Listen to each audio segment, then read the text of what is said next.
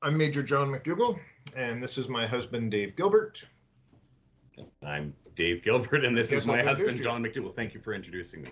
I think back to my first tour where we were writing things on single sheets of paper that had to be folded a certain way and then sent through UN mail, and it was censored. And I think about how difficult that was. And then my last tour in Libya, I was texting him every day. I could call him as many times a day as I want because I had a cell phone. Yeah. So I think that communication piece is still the anchor, but the evolution of how that communication has worked and what lessons we've learned from how to effectively communicate versus just saying, hey, I'm doing fine. Well, that doesn't sound like you would normally say you're doing fine. Is that just how you're feeling today? Is there something in that message that I'm not getting, or are you hiding stuff that you're really not doing well? You're just saying that you are. So the evolution from being able to write a few words to being able to have face-to-face communication, to read facial expressions, that whole gamut of face-to-face communication. But yeah, I think communication is probably what's held us together. It's allowed me to grow, as I said earlier, but he's always been good at it. So. And I think for I've always been pretty practical. Like right from the beginning, I'm like, this is his job. I said, you might have mentioned earlier, I said, well, I know what it's about, right? Even though, yes, I may have not known 100% of what it was about, especially in that incident when he got posted to Sierra Leone, toured to Sierra Leone. But I come to the realization that I have my job and I have my life and he has his.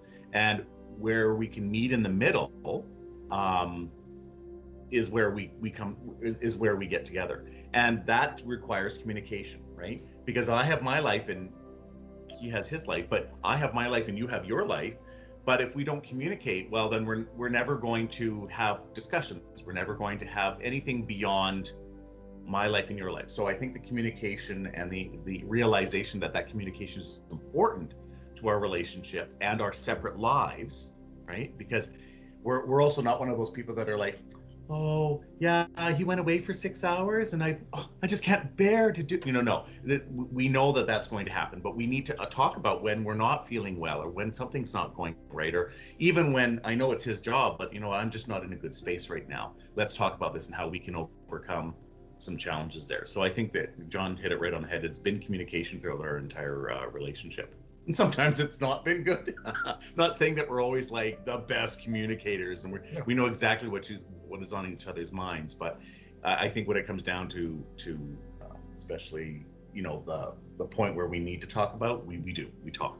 So my perception that I'm the only one having a bad day, and I FaceTime or text Dave and he may be having a bad day, but my assumption is I'm away from home, I've had a shitty day, you have no idea what I'm going through. And then I think back to, again, Sierra Leone, and I'm like, he has a life there. He's minding the house. He's minding the cats. He has work problems. He has home problems. I need to be a little bit more in tune with what's going on with him at home. So that, can I dump? Can I complain about what's going on? Absolutely. But it's done in a way that I acknowledge he has problems. And it'll be like, I think my problems are worse, so I'm going first today. And I'll dump everything and then he does his turn, or vice versa. So the fact that we can talk about what's going on, not only without judgment, but trying to decide, do I need an ear or do I need advice? Which one of those two? And Dave can find that fine point of, is it advice he wants or is it listening that he wants? Most of the time when I'm having a really bad day, I don't really care what he's talking about. And I think I understand that. I think he does too. And I think more couples need to understand that, is sometimes it's not just all about my issue. And I know when anybody's feeling really, really stressed or bad or really, really had a bad day, it's really hard to think about the other person. Yeah. It is, right? Because it's my problems, I'm having the problem, and I can't think of anything else because it's on my mind. And I think both of us have, I think it's especially in the past, I'd say 5-6 years, we're starting to understand that, yes, my problems are important, but so are his, right? And I think that's really, really, it's a realization I think most couples need to actually to tune into.